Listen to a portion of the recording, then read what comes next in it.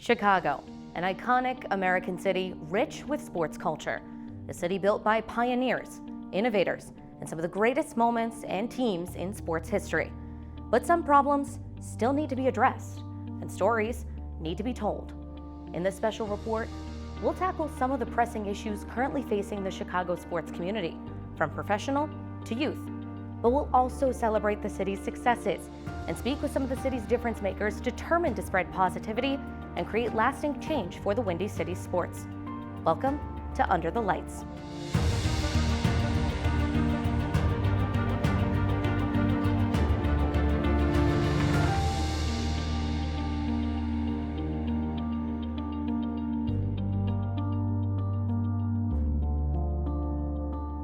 Thank you for tuning in. I'm Kierstin Lindkvist. Let's begin with this summer's biggest event.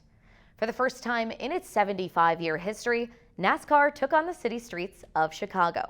There were a lot of variables with a new race like this, including the 90-degree turns and some of the hardest rainfall we've had all year long. The race sparked a lot of mixed emotions from people across the city. And with the event's future remaining uncertain, I asked officials and fans how successful they thought the weekend was and what changes they'd like to see should the event come back next year. Welcome to Chicago sports history. You guys are part of it. It's a constant evolution of trying to make things different and exciting, and I think we live in it's a much different world that we live in. I think it requires a constant change and evolution to keep it fresh and exciting. What moves the needle? And I think that's really what ultimately makes this event a success, or I don't know that you could make it a failure at this particular point, but how much of a success this particular event is just measured on new eyeballs, intrigue from television viewers and things like that. So should the event make a return? For number 91 Shane Van Gisbergen, that question can be answered by a celebratory burnout and sharing the trophy with his team. It's something I guess you dream about, but to come in and do this, I don't know where it ranks yet. It's still sinking in, but it's obviously one of the most special victories I've ever had. For NASCAR officials, it's an early yes, adding they would use a myriad of metrics to evaluate the race's performance. Two of these metrics: broadcast viewership and ticket sales. Chicago was the sport's third largest market by total volume when the race was in its planning stages, and viewership averaged 4.8 million nationally, with data showing this was the most watched Cup Series in the last 6 years and the most streamed race ever in NASCAR's history. NASCAR expected approximately 50,000 people to attend each day, and come race time, the grandstands were packed. Several fans I spoke to in the stands were locals, who said they just wanted to do something fun during the holiday weekend. Look at ticket sales. We are over 80% of our ticket buyers are going to be at their very first NASCAR race, while others travel to every event. The other part of why we're here is to drive tourism, and we have representation from all 50 states and 14 different countries from a ticket buyer perspective. Another tool, social media. On July 2nd, hashtag NASCAR was the #2 trending Twitter topic in the United States, and hashtag NASCAR Chicago held steady at number 17. Winning driver Van Gisbergen was the #3 top Google search on the day of the race, and the race itself was in the top 5 Google searches twice ahead of the event, with hundreds of thousands of users searching for it online. The sports officials acknowledge that to bring a new, younger, and more diverse audience to the sport, it needs to branch out. For example, Bubba's Block Party in Washington Park. Having an opportunity to expose the youth of Chicago to a new sport so they can see opportunities, they can see themselves reflected in the sport, whether that's from a career standpoint, whether that's from an entertainment standpoint, fandom standpoint, is so important, so that they have that opportunity to choose for themselves if this is something that they want to pursue. Making it very accessible for Chicagoans, that's why they'll be forgiving us for any temporary inconveniences due to street closures, because they have just been introduced to their new favorite sport, so they're welcome. While the organization conducted numerous outreach efforts, some Chicagoans still felt left out, especially when they took a look at ticket pricing. General admission, which included the 2 days of races as well as the concerts and other inside attractions, started at $269 apiece. Another alienator, Mother Nature. After more than 11 straight hours of rainfall, outright canceled those concerts and the Xfinity Series after just 26 laps. Some said it just wasn't worth it. Obviously, you wish that the rain didn't come, and the Xfinity race obviously didn't get a fair shake at it, and obviously with the rain, canceling the concerts and everything, just a bummer. But you know, at the end of the day, I hope it was fun to watch on TV. Just unfortunately, we got to deal with all this rain and all the headaches. Road courses are unique. We can run in rain, but not when it's flooding out. But we have windshield wipers, we have rain tires that push all that water away. And it's just tough when it's raining and it's flooding on pit road and all over the track. Despite these challenges, NASCAR officials remain optimistic that this will continue to open doors for the sport. Is what that garage group went through to put on a show for the deserving fans in Chicago who turned out, were excited, got everybody in the industry excited. Obviously, we're going to have a very deep dive post-mortem after this event. A lot of surveys that will go out, collecting a lot of feedback. From what I've seen so far, certainly from the fans and then from a lot of folks in the industry, has been positive. And drivers echoing those praises. Credit to NASCAR to nail it on their first weekend, and hopefully it leads to more street courses, and I'd love to be here for them. Mayor Brandon Johnson says there still is an opt-out clause on the table. NASCAR and the Chicago Park District can mutually agree to terminate the 3-year agreement without penalty if they agree to do so before December 29th. NASCAR can also choose to cancel the event after that, but would owe the city a $250,000 termination fee. As of right now, no decision has been made. With the new school year just around the corner, Illinois has adopted a new policy regarding transgender participation in sports. The new policy will allow transgender kids to compete on the team that aligns with their gender identity, but on a case-by-case basis. Republican House lawmakers, however, are fighting against that, passing a bill earlier this year to try and ban those kids from playing. But as Lane Tech College Prep's flag football team took on the nation's capital to compete, they want to show lawmakers that everyone has the right to play. Absolutely. Since we started, we said it girls plus, and it is, we are genderqueer, we are non-binary, and we do have that. We say we are open, but we have to show it too. After their first year as a squad, the girls of Lane Tech's flag football team represented the Chicago Bears at the NFL Flag All 32 Summer Invitational in Washington, D.C. According to the NFL, it's the, quote, most inclusive and accessible format of the sport, played by people of all ages and genders, with female athletes driving some of the fastest growth. I think it's such a unique experience. I'm so glad that the Bears chose us to represent them. I think that's really cool, and I think being a public school, we can do so much to represent this growth within the city of this brand new sport and kind of show what Chicago has to offer. All right, ready, break. Earlier this year, Republicans in the House of Representatives approved legislation that would bar transgender athletes from participating in athletic programs designed for females. On this vote, the yeas are 216, the nays are 205. The amendment is agreed to. The amendment is adopted. Accordingly, under the rule, the committee rises. Bill would change Title IX's definition of sex and base it explicitly on someone's genetics at birth. Today is a great day for America, for fairness, for families, and most importantly, for female athletes. House Republicans pledged before the last election their commitment to America to protect women and girls in sports. Today we kept that promise.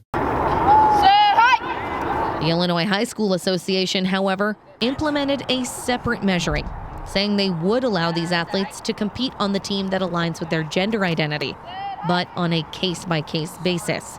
Lane Tech says they want to give these athletes the outlet and opportunity they believe they deserve. Sports have done so much for me throughout my high school career, and I think everyone deserves that opportunity. And I think there's so many things that affect success in sports, so you shouldn't fixate on one thing and force people out of sports in that way. So I think that everyone should have that chance. According to head coach Caroline Schwartz, there will be 60 flag football teams in CPS schools alone this year. And the girls say they want to continue to be mentors and inspirations for young people of all gender identities. Like being here in this stadium, kind of like helping them see what the dream could be, you know, like I can represent my school, I can represent the area and dominate in a sport where women haven't always had, you know, that space. Like it's feasible, people have done it, and they can kind of be the next generation. The fact that I was like the first team at Lane, and that kind of like can be like something to look up to for future girls who play the sport here is pretty cool. Strong legs, watch hand up! In addition to more teams at the high school level, these young women want to see more spaces starting from the youth up. And co-ed teams, they believe, can offer a solution. I do think at the younger ages specifically, co-ed is good because athletes are athletes, especially when they're young. And if you've got girls playing against boys, with boys, that's just like you're showing girls, little girls, like you can do anything. Leagues that are available, even like house leagues like they have for, you know, sports like soccer and basketball. Like I joined those when I was like 5, and like I think at that age, like you can definitely do co-ed, and then at least getting everyone into it, you know. And they hope to see the game expand for everyone in the future. Lane on 3! 1, 2, 3, Lane! Lane Tech says it was an honor just to represent the city and the Bears on a national scale. And for more information on the new Chicago Public School policy, you can head over to their website. Continuing with youth sports, Ultimate Frisbee is considered a, quote, emerging sport and activity within the Illinois High School Association. And across the city, Chicago's ultimate scene has been trying to grow, despite some challenges other youth sports don't face. Hear from the middle schooler taking those challenges head on. Meet Anders Christensen, a 12-year-old at Haven Middle School. He and his classmates have been practicing Ultimate Frisbee all summer. With the help of their parents, are trying to start a team at their school this fall. It's been kind of challenging because we have the kids and people who want to play, but we just haven't been able to get a teacher to help us yet. So we're going into next year. That's going to be the big push. He was inspired by his love for the Chicago Union, the city's AUDL team. Hey, you 1, 2, 1, 2, you! I heard him talk. I heard what he was saying. I was like, starting a team, like, oh, he's probably in high school or whatever. It's like, oh man, you're so young. I'm actually a school teacher, so I see kids all the time. Most of the times the kids, like, they are the driving force for if something like that were to happen at a school. You know, if there's interest and kids want to do it, it'll happen. With roughly 3 million playing in the U.S. alone, Ultimate is one of the fastest growing sports in the world. But Anders and his classmates are encountering unique barriers to starting a youth program. And according to league officials, there are similar issues for many aspiring programs across the country. Ultimately, there aren't many opportunities for kids to get started. It's not like other sports right now where, you know, if you play I grew up playing basketball, like I could find a place to play basketball any time of day, anywhere. You know, there's tons of places to play pickup. There was tons of leagues. It's like Ultimate, it's hard. There's not as many pickup games. There's not as many leagues, especially for the youth. It's funny. It's almost like it went from college to adult and didn't go down for a long time. Started with adults and college kids. And so that was where the base was built from. So all the college kids would get older and play club or play some leagues or something to that extent. But the majority of Ultimate players come from other sports backgrounds. And according to officials, this has stunted the sport's growth, and they worry will make it unsustainable. The city of Chicago also presents its own separate challenges that other areas don't face, including weather. It does present a barrier to camps specifically. We can't have any camps between months of November to March probably, where cities like the Tri-Cities, they probably can have them most of the year. And in the South, they could have them all year. And field access. Turf time can be very expensive. And certain other cities farther north, because they're, I guess, just colder more often, they have more indoor facilities where it's easier to get in. Here in Chicago, that's not as much of a thing.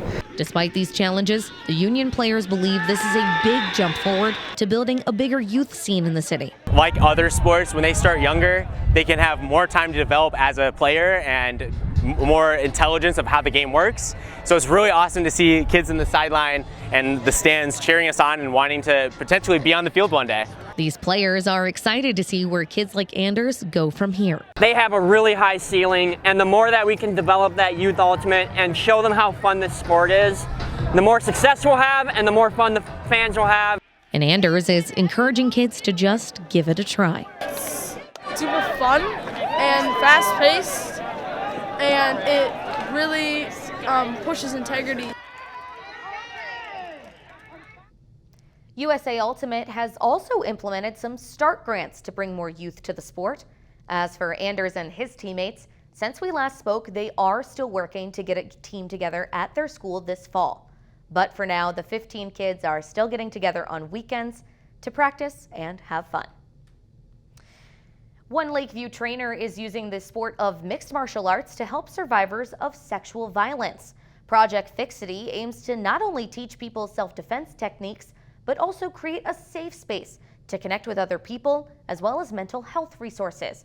And while survivors heal their emotional wounds, the MMA trainer says it's giving him the space to heal his own. I was having like mental health issues and stuff. I was violent, I was doing stupid stuff. I was an orphan, right? I was brought up in the system. It wasn't good, going from foster care to foster care. And just seeing the uglier side of humanity. Nice, saving more balance. Sang Sidisak is a kickboxing and mixed martial arts trainer at Chicago MMA on North Halsted Street. He's also the founder of Project Fixity, a program he says is designed to give power back to survivors of sexual violence. I wanted something where I could give back, right? I wanted something where I could give back and create a community. What better to do than to combine the thing that saved me, which was combat sports. Sang met his coach in Australia, who helped him stay out of trouble and got him the help he needed. Additionally, mixed martial arts gave him the outlet to express his emotions and cope with his trauma. I was never able to heal from that trauma. I would say over the past 2 years, I've really been trying to almost like wear it as a badge of honor to really push myself further. According to the CDC, over half of women and almost 1 in 3 men have experienced sexual violence in their lifetime. And according to a 2022 report from the Chicago Police Department, the city saw a 6% increase in sexual assault cases from the previous year and a 29% increase in human trafficking. Through a combination of kickboxing, sparring,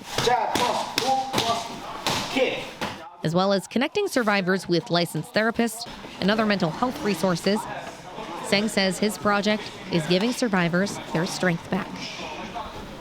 If I can help a survivor empower themselves and in turn empower someone else, that's my revenge. Because there's no way I can get revenge on the people who've done wrong to me. It just so happens that my way of getting revenge has a positive impact on the people that I'm helping. Harmony Romano is one of the fighters working with Project Fixity. I train mostly Muay Thai, kickboxing, but every now and then do some Brazilian Jiu-Jitsu. I was a really quiet kid. I didn't look at anybody or talk to anybody, and at best you get ignored, at worst you get picked on, and I just thought that it would be cool to learn how to fight. She said she has post-traumatic stress disorder, and training with Sang is helping her channel her anger in a healthy way. He's not just my coach, he's my friend, and I think that having that trust is really important, at least for me. But he's also just such a good coach, and he gives so much time and attention. And from the first session we had together, I could see how much I improved. So I knew from there this was going to be my coach. Harmony's great. I think she'll be a great role model. She's amazing, and I think if a young girl or a young boy was to see that and go, wow, that's what I'm bringing.